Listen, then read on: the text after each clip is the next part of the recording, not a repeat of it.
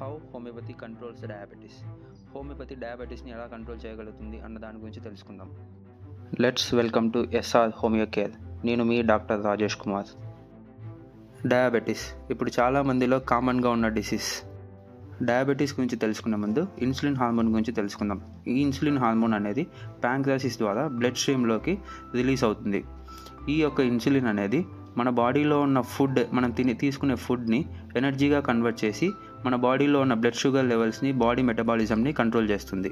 డయాబెటీస్లో 2 రకాలు ఉన్నాయి: type 1 diabetes, type 2 diabetes. Type 1 diabetes వచ్చేసరికి insulin dependent diabetes. Type 2 diabetes వచ్చేసరికి insulin resistance diabetes. Type 1 diabetes ఇది వచ్చేసరికి auto immune disease.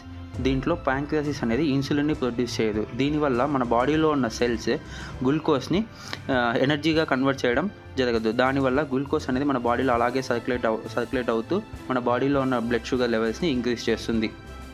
Type 2 diabetes ఇక్కడ వచ్చేసరికి ప్యాంక్రియాస్ అనేది మన బాడీకి సరిపడా ఇన్సులిన్ని ప్రొడ్యూస్ చేయకపోవడం వల్ల మన బాడీలో ఉన్న సెల్స్ గ్లూకోజ్ని అబ్జర్వ్ చేసుకోవడం జరగదు. దానివల్ల మన బాడీలో గ్లూకోజ్ లెవెల్స్ ఇంక్రీజ్ అవుతాయి. ఈ డయాబెటీస్ యొక్క సిమ్టమ్స్ చూసుకున్నప్పుడు ఎక్కువగా ఆకలి వేయడం, దాహం వేయడం, అధికంగా మూత్ర విసర్జన చేయడం, వెయిట్ లాస్, కాళ్ళు తిమ్మిర్లు ఎక్కడం, బాడీ వీక్నెస్ ఉండడం, కనుచూపు మందలించడం, ఇలాంటి సిమ్టమ్స్ మనం చూడవచ్చు. ఇప్పుడు హోమియోపతి ద్వారా మనం డయాబెటీస్ని ఎలా కంట్రోల్ చేయొచ్చు అన్న దాని గురించి తెలుసుకుందాం. ముఖ్యంగా హోమియోపతిలో డయాబెటీస్ యొక్క ముఖ్యమైన కారణాలను, దాని యొక్క లక్షణాల మీద ఫోకస్ చేస్తుంది. దానితో పాటు వ్యక్తిగత అలవాట్లు, ఆలోచనల్ని కూడా కన్సిడర్ చేస్తుంది. మనం గమనించుకుంటే డయాబెటిక్ పేషెంట్స్ యొక్క లక్షణాలు అందరికీ ఒకేలాగా ఉండవు. కొంతమందికి ఇంక్రీజ్డ్ యూరినేషన్ ఉంటుంది, ఇంక్రీజ్డ్ హంగర్ ఉంటుంది, థర్స్ట్ ఉంటుంది. ఇలా వ్యక్తిగతంగా ఒక్కొక్కరికి ఒక్కొక్క లక్షణాలు ఉంటాయి. వాళ్ళ ఆలోచనల మీద, వారి అలవాట్ల మీద కూడా డిపెండ్ అయి ఉంటుంది.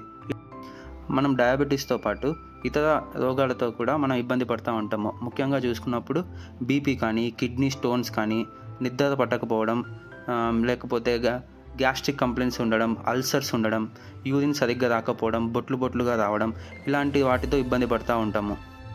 ప్రతి పేషెంట్ యొక్క లక్షణాలు ఒకే రకంగా ఉండకపోవడం వలన అందరికీ ఒకే మెడిసిన్ మంచిది కాదు. ముందుగా చెప్పుకున్న దాని ప్రకారం వాడి యొక్క ఆలోచనలు, వాడి యొక్క వ్యక్తిగత కారణాలు, వాడి యొక్క లక్షణాలను వ్యక్తిగతంగా మనము కేసు తీసుకొని దాని తగ్గ ట్రీట్మెంట్ని, దాని తగ్గ మెడిసిన్ని మనం తీసుకున్నప్పుడే మనం ఈ డయాబెటీస్ని కంట్రోల్ చేయగలుగుతాము. హోమియోపతి అన్నది మీ డిసీజ్కి ట్రీట్మెంట్ ఇవ్వడం దానికన్నా మీ బాడీకి ఏ ట్రీట్మెంట్ అవసరమో అన్న దాని మీద మెయిన్ ఫోకస్ చేస్తుంది. ఎందుకంటే లక్షణాలు ఒక్కొక్కరికి ఒక్కొక్కలాగా ఉంటాయి, వాళ్ళ రీజన్స్ ఒకలాగా ఉంటాయి. సో వాళ్ళకి ఇండివిజువలైజ్డ్ ట్రీట్మెంట్ ఇచ్చినప్పుడే దాని తగ్గ ట్రీట్మెంట్ ఉంటుంది.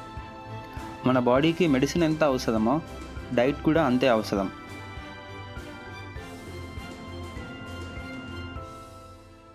ఫ్రూట్స్ వచ్చేసరికి మనం ఫ్రూట్స్ని జ్యూస్గా తాగడం కన్నా ఫ్రూట్స్గా తినడం చాలా మంచిది.